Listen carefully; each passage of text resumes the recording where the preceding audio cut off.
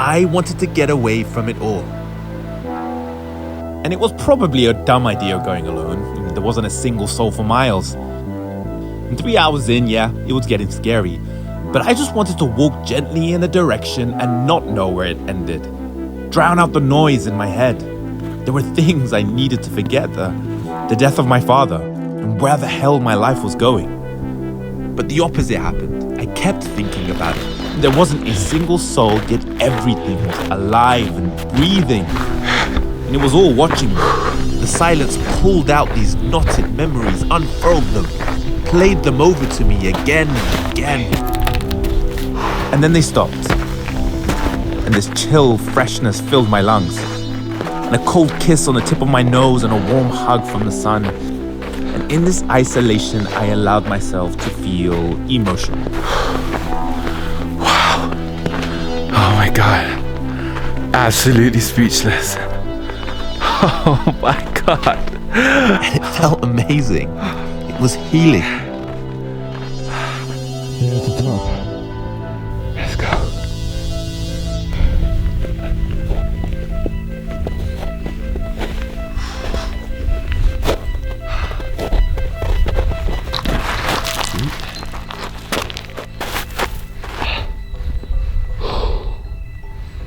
Oh my God.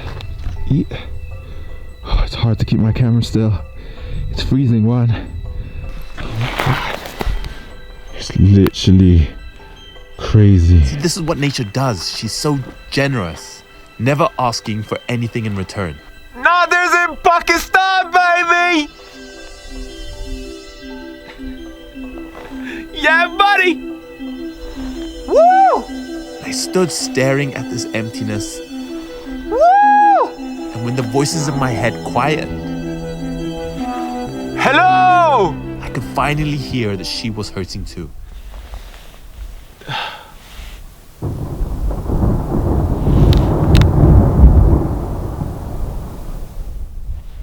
Shit, did you hear that? Let's start at the beginning. Have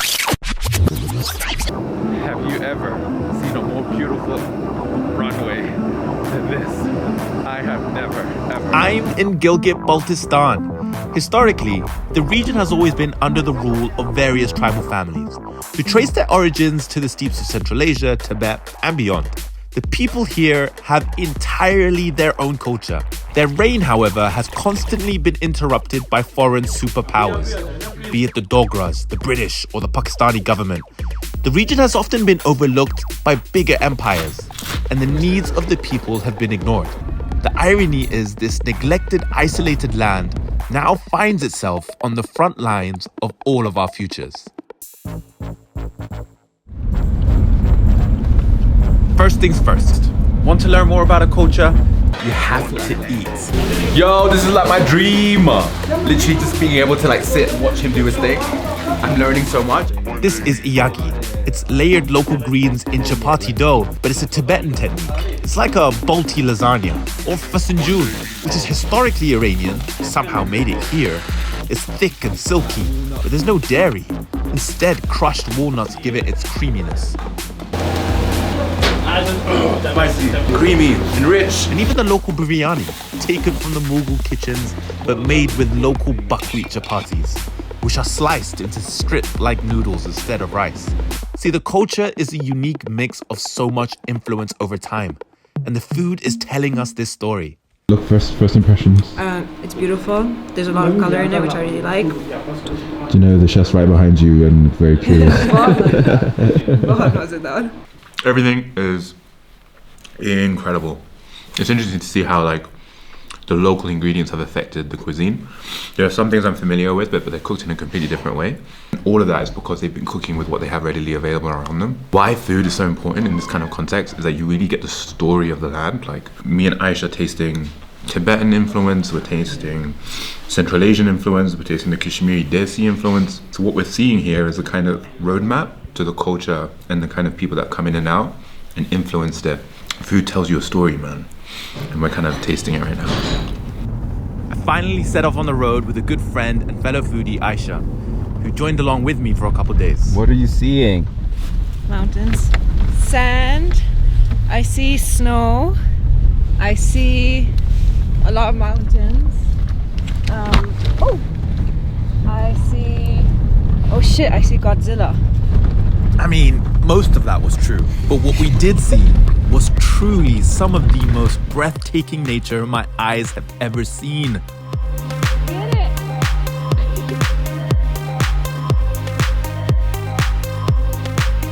Surrounding us is this panorama of mountains that are just so beautiful. Oh my god! All you can do is just stare at them. So we're currently in the Safaranga desert, and it's a cold desert.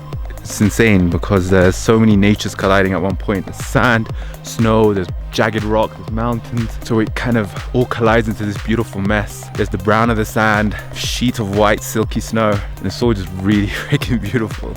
I just couldn't stop smiling. I felt so privileged to be experiencing this all.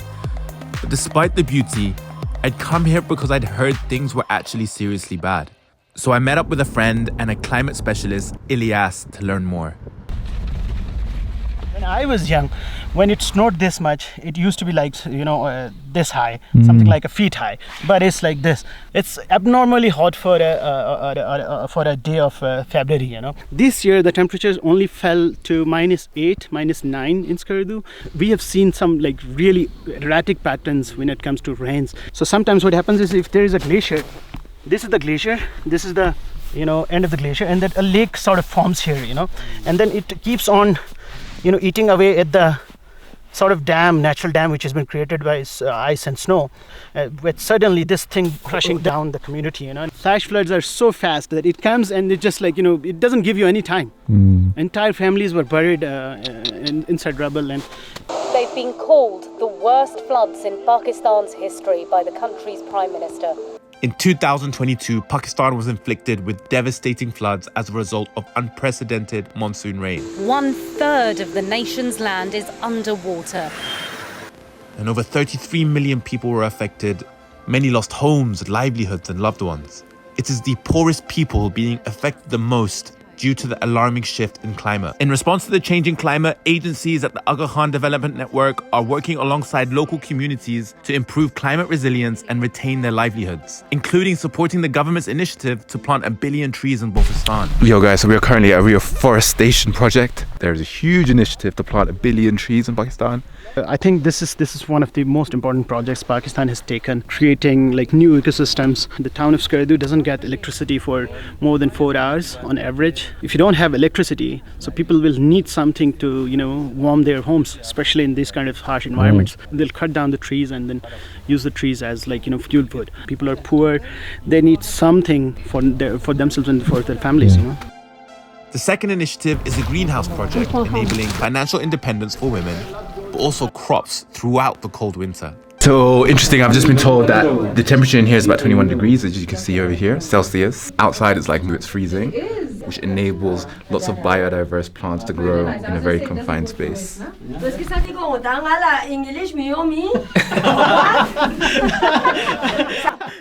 Ngaya pehla gopa ngaya si dingnu jutok pogiri hos met pangayla cha patawa met pangaya si skambo chonma nga se jutok kunok biar la nga se handok skamata sana nis ni pe ngala ju intihai phaida yok sa ala phaido do phari so ju ngaya gopa ekha kheres puat pa nga dang tabet pa ekha lehmu gwa met pa rakhmo si stragat pa dubing nu garmi gwa na dung thik bese dubing nu chokar khat pa na Like this? Yeah. And take it like this? Oh, okay, so all of these ones, got it. Tell her if she needs an employee that she can hire me for free. Yeah, I know, I want to do a dad.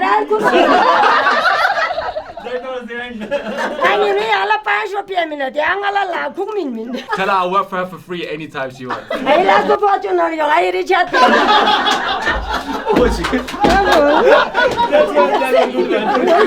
But I tried. Auntie obviously is not convinced that I could survive in the greenhouse. But and one of the things I feel personally quite like disempowered about the climate crisis, so much of it is part of a global problem in which like these big actors are like over exploiting the planet, and people on the front lines like here are being affected by it. How much do initiatives like this, local grassroots initiatives, really make a difference? I do think that it does make a difference because resilience has a lot to do with the financial capacity of a community. If the community has like financial capacity, it can create like opportunities to cope with the impacts of the climate change.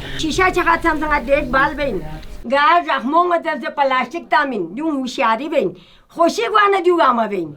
Men na das kore bazi ase chatu bayang. Look at that. Oh, that's you? Oh, man. It's a gift. Wow. Alright, she loves you more than me. I'm not convinced. I think they're for Aisha as well. See?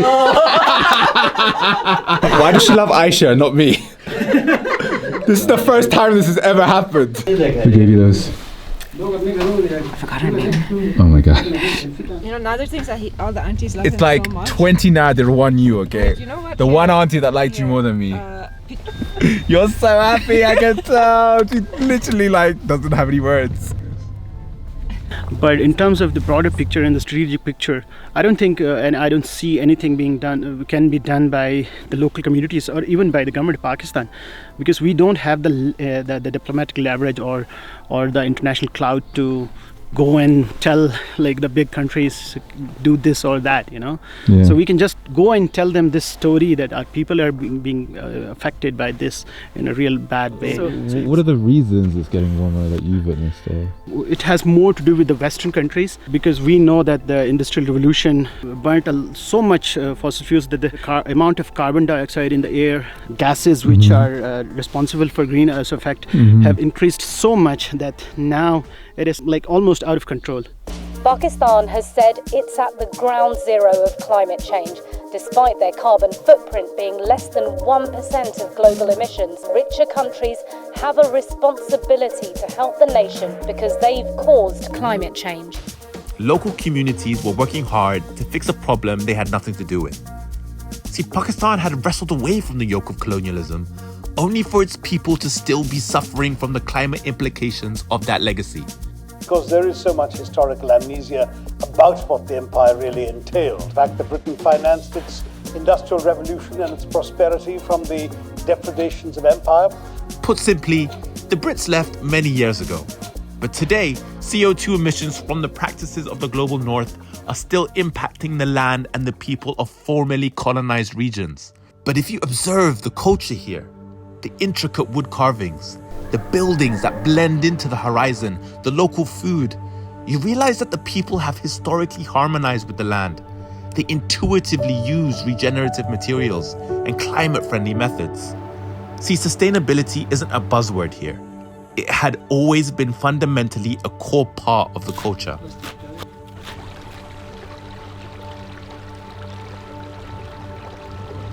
Man, what go on? What's happening, G? What you saying? My guy. Have you seen people doing this before? No, what's happening? Breaking the like rock with a sledgehammer. Yeah. So like sheer human force. When you bring it down, some carefully. They don't trust my clumsy self. Alright, Elias, show me how it's done. Hey, why is the rock looking bigger, not smaller? That's for crash first. You're like, yeah, that's... Fucking hell. This is really freaking hard, man. You're sweating. 12 times and then you're sweating now. God damn! Yeah. We loosened it for it. We made it soft. Yes. Yeah, like we'll pay you. Wait, you're hitting me with the rock. Calm down. Look at that. Look at the kid. Inshallah, if you find time, every time here, Mubarak Adil.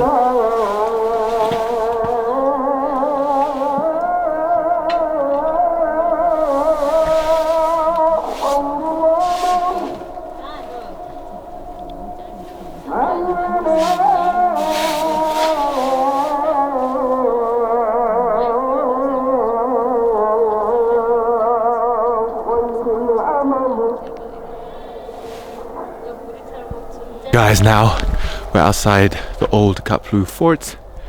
It's where the Raja of Kaplu used to stay and reside. The wood looks beautiful. It looks like in its former glory. There's Tibetan influence, there's obviously regional indigenous influence, and it's completely unique to this region. I've never seen anything like it. And like it comes together in this really harmonious, beautiful way. You've got like the light browns of like the wood and the intricate carving, but then you've got like the grey stone, and it's just absolutely beautiful. Now a hotel, people can actually stay in this palace like the Raja of Kaplu. Insane.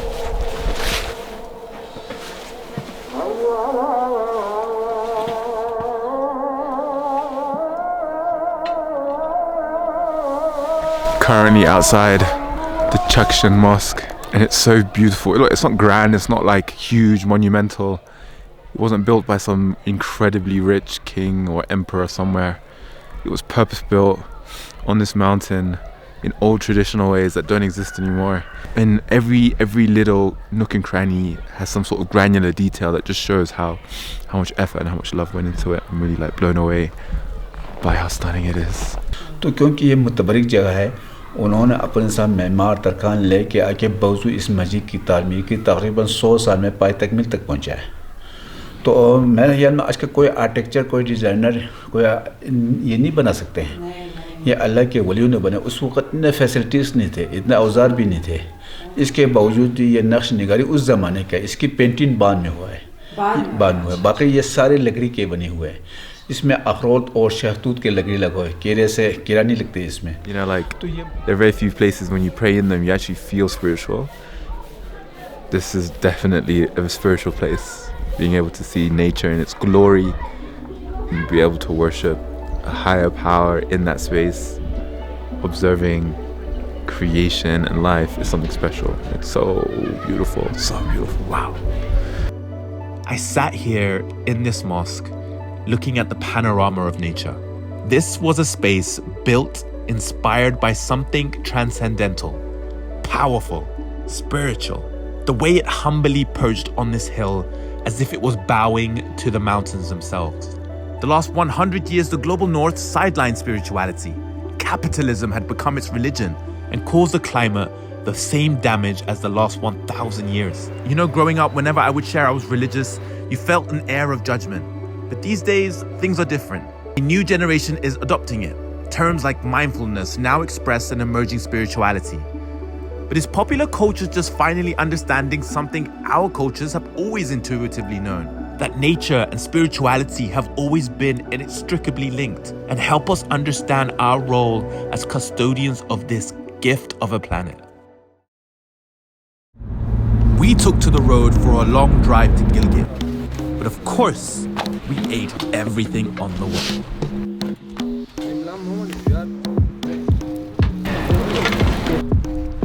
Look at that. Grab it. Good taste. Yeah, this is very famous place.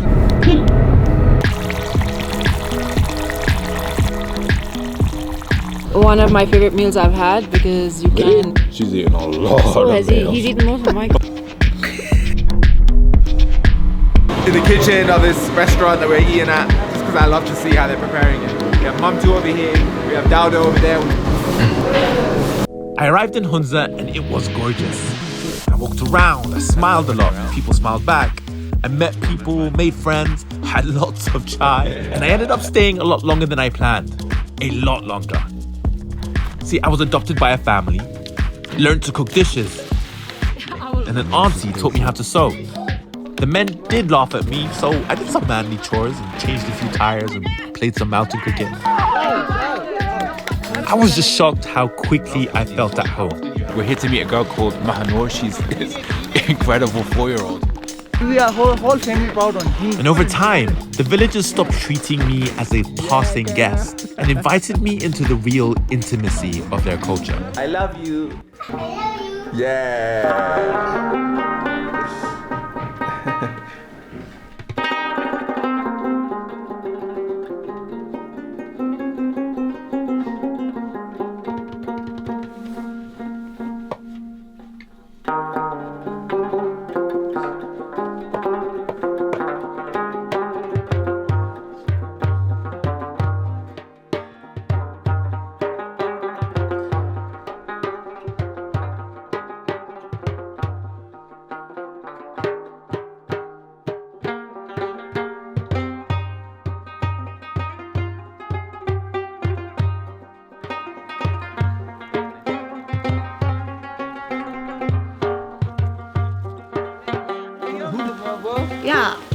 Oh, who's this? Huh? So what I really want to know is like, what was life like before, like 50, 60 years ago?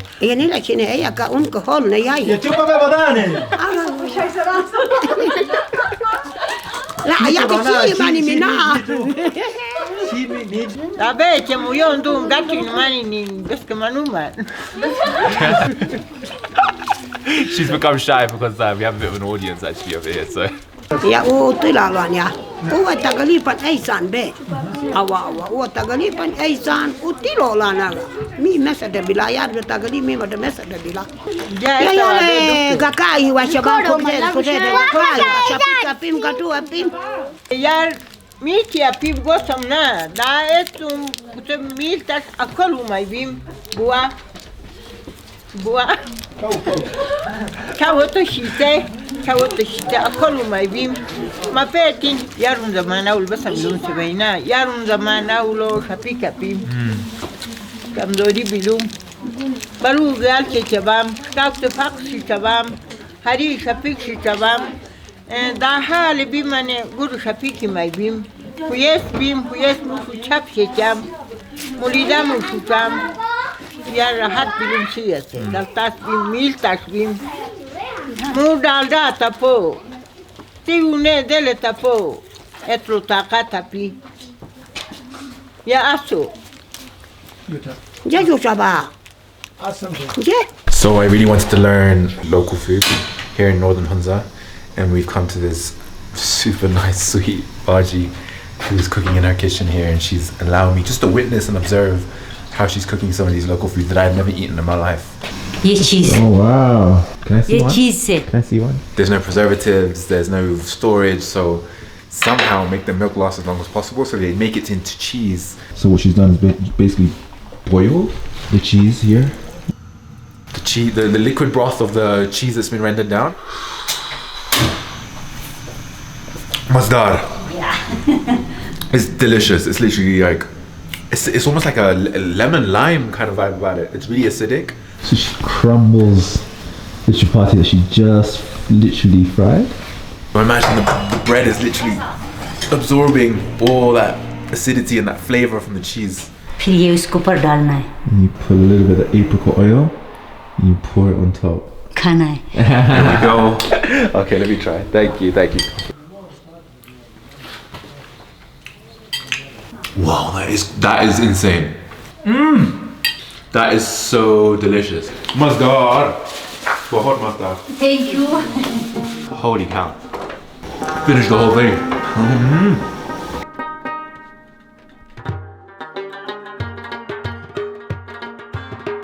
It's become clear to me that I occupy a strange place here. At first when I arrived, people thought I was Pakistani, so they kept their opinions and politics close. But then they realized I only look it, that I'm situated actually in a strange grey area as a foreigner with roots here. And in my disconnect and naivety, they feel immediately more comfortable and open. This trust or access meant so much to me.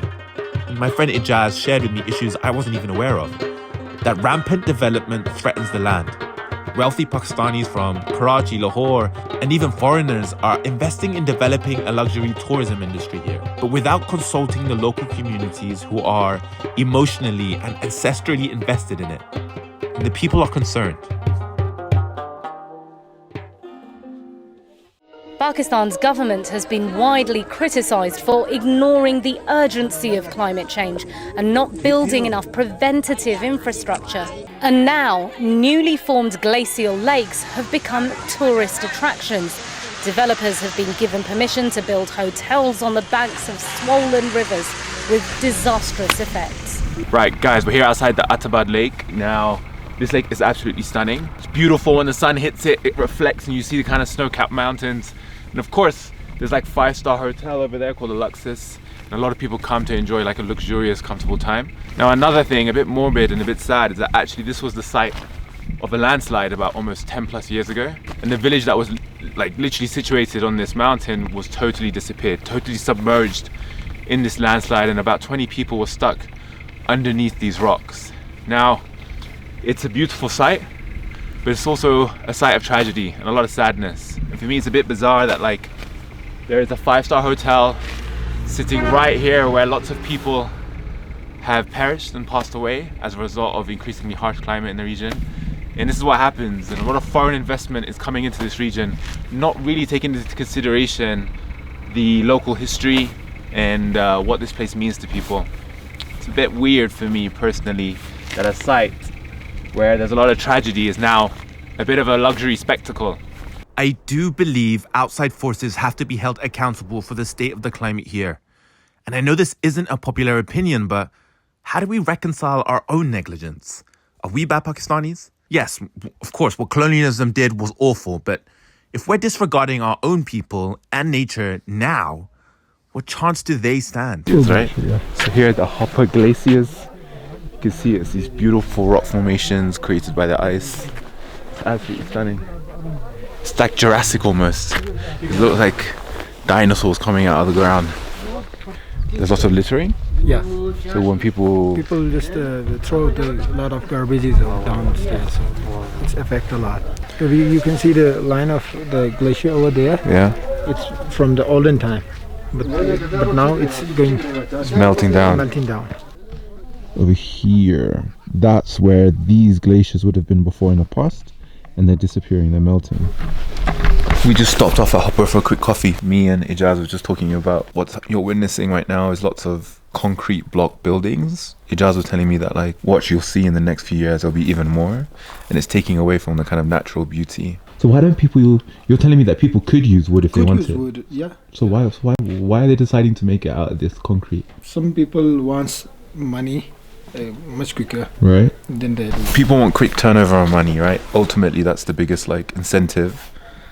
So people build houses quickly with hope of getting a return, whereas wood in the traditional way takes a long time. That's the barrier, that's the challenge, right? Is that the compromise or the sacrifice in doing that is you lose a lot of the local culture and traditions and natural beauty that would have made this place look very magical in the past. A lot of the character is slowly disappearing, which is very sad.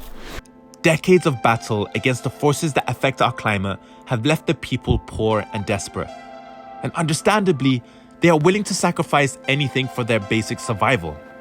That's the thing with the climate. It doesn't only threaten the planet as we know it, but who we are too. Our identities, our cultures. We risk losing it all. Are they worried for the future of this area as it keeps changing and changing? بلاد بس في ما هي بلنا مي قوم قانا قتمت السواجي بي مي مو قديمة بس انكالتش بلاتي تتلا ميل سواجي. So does it make you feel like you have something special here that is worth other people from around the world coming to see? مي وطن البرية الرفران مي وطن يشان اوغو كمي ستيشتان بانت شدوجين كل دولا بان سيبان كل بصفاي بود بلا اتفاق شوا بلا ما كل بود شوا بلا سيبان يعني ياقشت شوا تاقيميني هنا كا اتفاق نمي مكالتر لدرويتو مكا شوا مي بلا اتفاق مي بلا كامياب وميبان كامياب وميبان هو I'll be back in 2 minutes. Go ahead. So it's literally 7 a.m. in the morning in Hunza. Now we've got a long road trip, about 4 hours to Pakistan Valley. It's in the middle of nowhere, but we are visiting some schools. And whenever I travel, I always love to offset it with visiting these kind of places because I think it's so important as a visitor that you try and offset the impact that your visit has on a place or a culture or a city or anywhere. So we've got about 2 hours on the normal road, and then we've got about 2 hours off-road, hence the big-ass 4x4. But looking forward to going in the sticks, in a quiet valley where not many people venture out to because it's so remote, and meeting some really interesting people.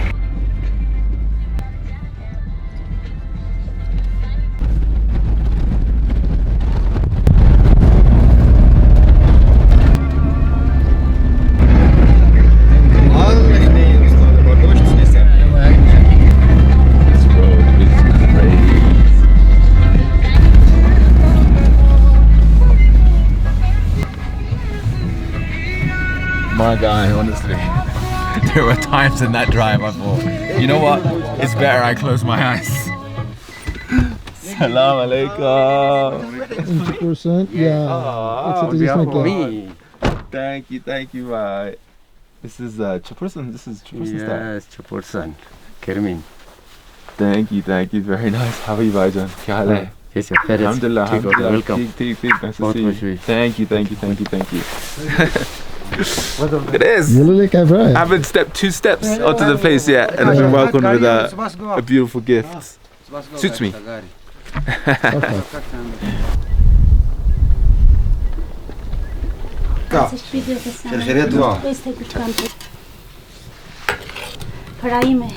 Oh, so local lunch. Yes. It's like fried chicken. Too much hospitality. Thank you, Baijan. Thank you. Oh, so before food you have warm milk. Yeah.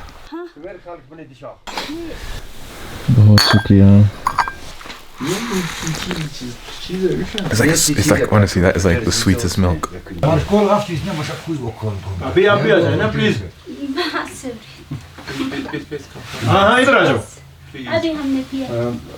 Private NGO. Yeah, school teaching. Oh wow, nice. Mashallah, that's amazing.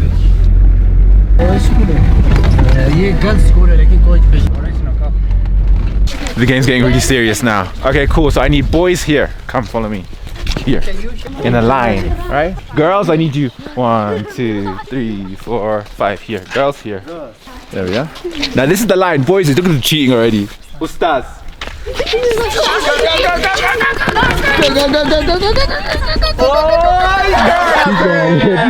What are your like hopes for this next generation? What do you hope they achieve, and what do you hope the lives that they live?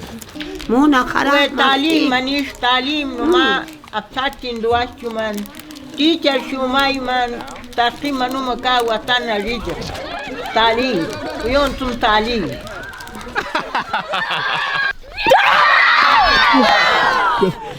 One more point. The next one is the winner, okay? So you have to win. You have to get it. Duas na yani kuduas ina kai tipak mani ku jami psikman sana soma ku mumi komo ina mayu ke ina mahi ina ka dureta sumaisha. Me te right ya.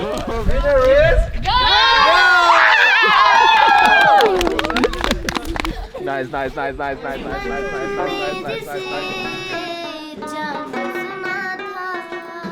The elders have put their faith in their young people, hoping through education that they will find the answers to a hostile future that threatens their lands and their identity. On these little shoulders lies a very heavy burden.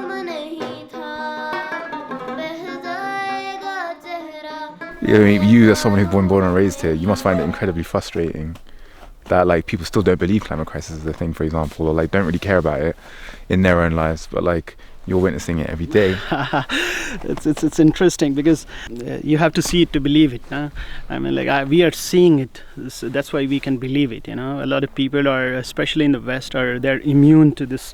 They somehow see this happening somewhere else, not happening in their backyard. So that's why they don't really care about it. Unfortunate reality about climate change is that it's going to hurt not only the poor countries. Yes, it's going to hurt the poor countries more, but it's going to hurt everyone. You know? Sure. The solution lies with the big guns, like big countries like those guys need to reduce the greenhouse gases. We can't do anything about it. We can just feel the impact of climate change. You know. Whee, it's a bit slippery, so gotta be careful.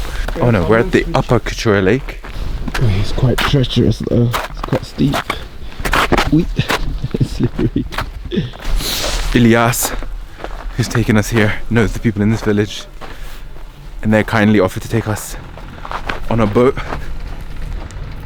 in the middle of the lake, and we're gonna drink some tea and vibe, and that is my perfect kind of situation. Oh my god, this is so beautiful.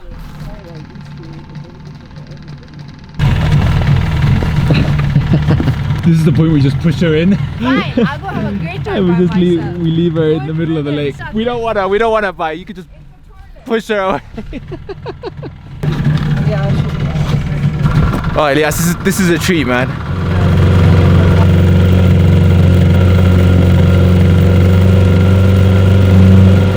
So Elias, where are we? We are at the upper Couture Lake. This is traditionally known as the Jarbato or Farokto. Jarbato means like the blind lake.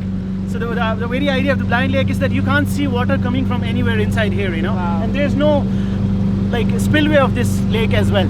So it's a freshwater lake in the middle of the mountains where we don't know where the water is coming from and where the water is going. It's fresh, we can drink it actually. Yeah? It's that fresh. Just to say a big thanks to this man here for showing us around, educating us, informing us. Literally, he's like a walking encyclopedia and textbook of knowledge. My pleasure. And if the North has people like him and looking after it, I'm sure it'd be in a better place. My pleasure. My pleasure.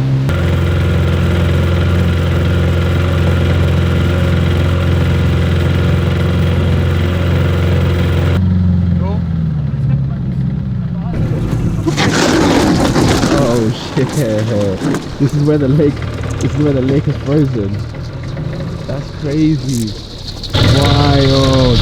So what's happening here is that the lake is frozen. So we're like literally sailing on the side of it. You can hear it. And you can touch it. Oh, so cool. That sound is like the sheets of glass like colliding against each other. It's hard. Look at that, you can press it and break it. Look at that. Grabbed it. Wow. That is freaking cool. This is so neat. Check it. Oh wow. So cool, I love it. Nice. The sound is beautiful. Can you ask him if he's feeling the winter's change and shift? बहुत है जो गोपापा तब बिल्कुल गर्म है जो नहीं तो जो पूरा दासन आओ बारिश में पेट्रोल में जो देगा ओ जो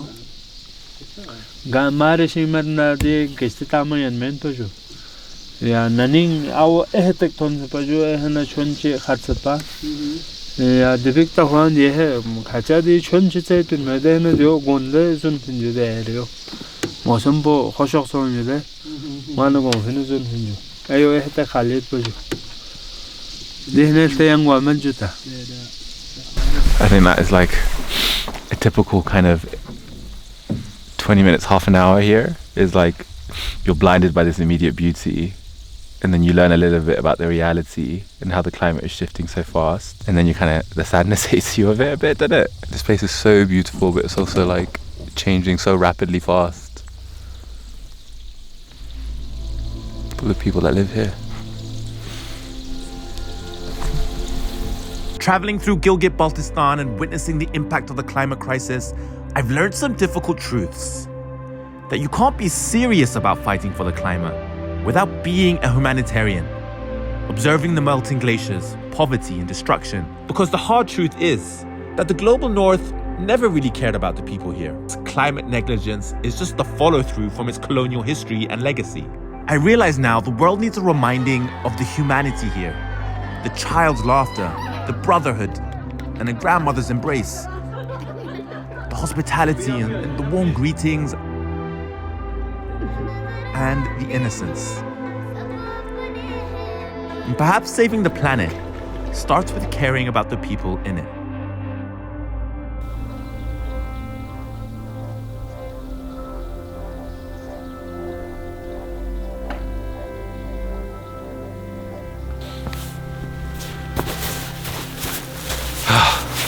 We just had a moment of silence where we shut off technology for a while to appreciate this incredible place. Stunning, literally jaw-droppingly beautiful. Just some tinges of sadness as well as we kind of reflected on how this beautiful environment is shifting and changing in confrontation to an increasingly warmer climate, and hearing about how it's changed the livelihoods of the people around here makes you reflect. Your enjoyment of this place comes at a cost, and just reflecting on that for myself. But all in all, a beautiful, stunning place, and one of those moments I'll probably remember for a very long time.